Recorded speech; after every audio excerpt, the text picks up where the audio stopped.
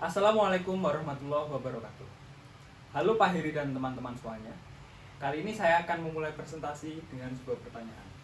Apakah Anda pernah menerima produk atau layanan jasa yang tidak sesuai dengan kualitas yang diharapkan? Pasti Anda merasa kecewa. Oleh karena itu, kualitas menjadi sangat penting. Kehadirannya meningkatkan kepuasan pelanggan. Ketidakhadirannya menurunkan reputasi perusahaan. Kali ini saya, Imran Maulana, akan mempresentasikan tentang pengendalian kualitas karet remah SIR 10 menggunakan metode 7 Tools untuk mereduksi defek.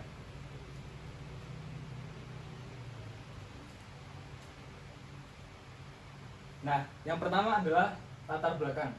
Jadi, PT Indo Java Rubber Plant Company itu mempunyai 3 produk, yaitu SIR 3L, SIR 10. Lalu terdapat beberapa uji yang harus dilalui: kadar kotoran, kadar abu, kadar zat penguat, uji PO, dan uji PRT. Next. Nah, permasalahannya adalah SIR 10 merupakan produk yang memiliki jumlah presentasi tertinggi dalam kegagalan uji parameter. Maka dari itu kita perlu menganalisis penyebabnya. Berikut adalah rumusan masalahnya. Pertama, berapa jumlah dan proporsi sampel yang tidak lolos uji? Lalu hal apa saja yang menjadi faktor penyebabnya? Lalu yang ketiga, apakah hasil parameter dari proses produksi itu terkendali secara statistik atau tidak?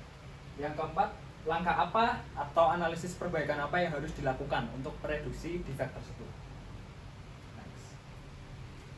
Nah, selanjutnya adalah tujuan penelitian. Ada 3 tujuan utama. Yang pertama, mengidentifikasi jumlah sampel yang tidak lolos. Lalu yang kedua, mengidentifikasi penyebab utama. Yang ketiga, melakukan pemeriksaan apakah proses produksi terkendali atau tidak. Yang keempat, mengusulkan rekomendasi perbaikan. Lalu berikut adalah manfaatnya. Yang pertama, peneliti memperoleh pengalaman dan pengetahuan baru setelah melakukan kerja praktik. Yang kedua, membantu meningkatkan kualitas produk.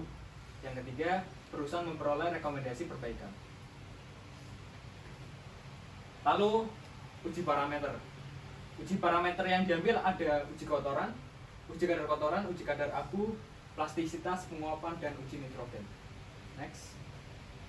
Nah, berikut adalah tabel penentuan grade berdasarkan SNI 1903/2017. Next. Berikut adalah alur tahapan penelitian. Next. Lalu berikut adalah metodologi penelitian menggunakan studi dokumen, non-participant observation, dan studi literatur. Lalu waktu, tempat, populasi, serta analisis data terlampir. Next. Nah, pertama adalah pengumpulan data.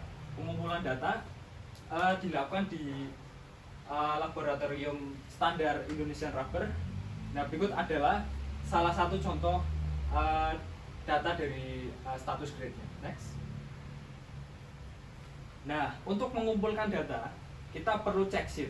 Nah, check sheet ini merupakan rekapitulasi data yang digunakan untuk mengumpulkan suatu data. Nah, data yang diambil adalah bulan Oktober sampai bulan Desember terkait 5 jenis parameter. Lalu ada 2 jenis, yaitu dia turun grade menjadi C20 atau off atau menjadi reject product. Next. Ini check sheet bulan November. Next. Ini check sheet bulan Desember. Next. Lalu yang kedua adalah tabel stratifikasi diagram. Tabel stratifikasi ini berfungsi untuk merangkum keseluruhan data yang sudah diambil dari check sheet. Next. Nah, berikut adalah Pareto chart. Nah, Pareto chart ini kita dapat mengetahui penyebab dari suatu kegagalan. Nah, penyebab yang terbesar adalah kegagalan kadar kotoran sebanyak 97,16%. Next. Next. Lalu histogram. Histogram ini menampilkan data berapa jumlah kegagalan pada setiap masing-masing uji. Next. Lalu diagram fishbone. Ini merupakan diagram untuk identifikasi suatu penyebab permasalahan. Nah, bisa dilihat bahwa penyebab utamanya itu ada 3 hal: material, metode, dan manusia. Lalu control chart. Control chart ini berfungsi untuk mengetahui apakah proses produksi terkendali secara statistik atau tidak. Nah, bisa dilihat ini banyak yang menembus UCL dan juga ada yang menembus LCL sehingga proses produksi tidak terkendali secara statistik. Lalu scatter diagram ini menggambarkan apakah jumlah sampel itu mempengaruhi jumlah cacat. Nah, dia berbanding lurus dengan korelasi 0,8292. Lalu rekomendasi perbaikan yang dilakukan pada bahan baku, melakukan evaluasi, melakukan edukasi, dan juga penerapan supplier bersertifikat, serta menggunakan mesin conveyor. Lalu pada lingkungan, menerapkan 5R, ringkas, rapi, resik, rawat, rajin, pemeriksaan lantai produksi, dan juga penerapan SOP. Pada manusia, melakukan pelatihan, lalu penerapan reward and punishment. Next. Penutupnya, kesimpulannya adalah, jadi uji kadar kotoran merupakan uji dengan kegagalan terbanyak. Jumlah kegagalan ini mencapai 28,87%. Lalu yang kedua, berdasarkan analisis fishbone diagram, ada 3 aspek yang paling berpengaruh, yaitu material, manusia, dan lingkungan.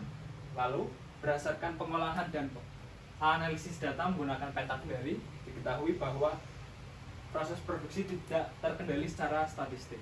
Lalu berdasarkan pengolahan data menggunakan scatter diagram, jumlah sampel dan produksi berkorelasi positif terhadap jumlah kegagalan uji parameter. Nah, sarannya adalah yang pertama, perusahaan dapat berfokus pada peningkatan kualitas material. Yang kedua, usaha peningkatan material itu bisa dilakukan dengan cara berikut ini. Lalu usaha kualitas lingkungan pabrik bisa dilakukan dengan cara 5R, pembersihan lantai, dan juga penerapan SOP.